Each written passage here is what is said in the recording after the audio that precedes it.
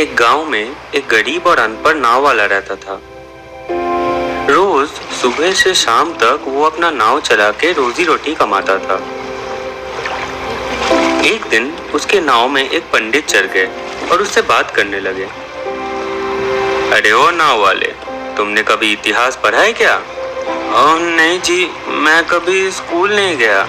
अरे ऐसे तो तुमने अपनी जिंदगी का 1/4 हिस्सा बर्बाद कर दिया।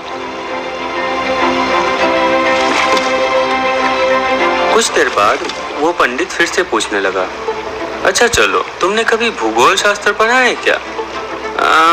नहीं सर जी। हाँ, साइंस तो पढ़ा होगा, विज्ञान तो पढ़ा होगा। नहीं सर जी, वो भी नहीं हो पाया। अरे ऐसे तो तुम्हारा आधा लाइफ बर्बाद हो गया।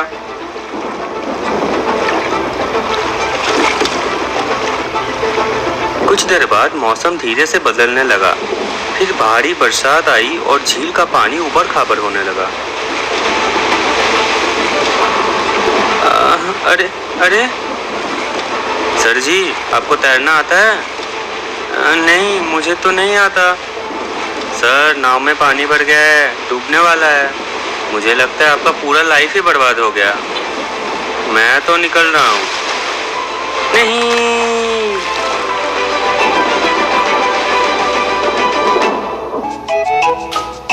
एक दिन नसीरुद्दीन होजा अपने बेटे के साथ बाजार गया था।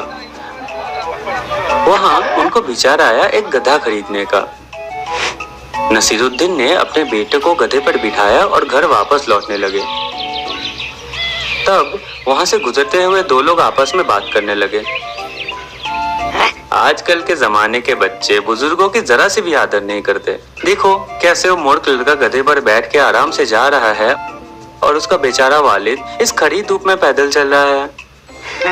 ये सुनते ही नसीरुद्दीन ने अपने बेटे को गधे से उतारा और खुद गधे पर बैठ गया।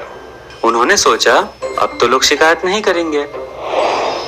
कुछ देर चलने के बाद और कुछ लोग रास्ते पर खड़े होकर बोलने लगे, ये अन्याय देखो, बेचारा लड़का खड़ी धूप में पैदल चल रहा है और उसका बाप आराम से गधे पर बैठ के सफर कर रहा है। कैसा बाप है ये? नसीरुद्दीन फिर से परेशान हो गया और सोचने लगा, अगर हम दोनों ही पैदल चलने लगे तब तो कोई कुछ नहीं बोलेगा। फिर वो दोनों गधे के साथ पैदल चलने लगे। कुछ कदम आगे चले और वहाँ कुछ लोग इकट्ठा होकर बोलने लगे, उन बेवकूफों को देखो, गधा साथ होते हुए भी दोनों उसके ऊपर बैठने के बजाय दोनों खड़ी धूप में पैदल चल रहे हैं। पता नहीं इसमें से असली गधा कौन है। बेटा, हम कुछ भी करें, लोग गलत ही बोलेंगे, इसीलिए वही करो जो तुम्हें सही लगे।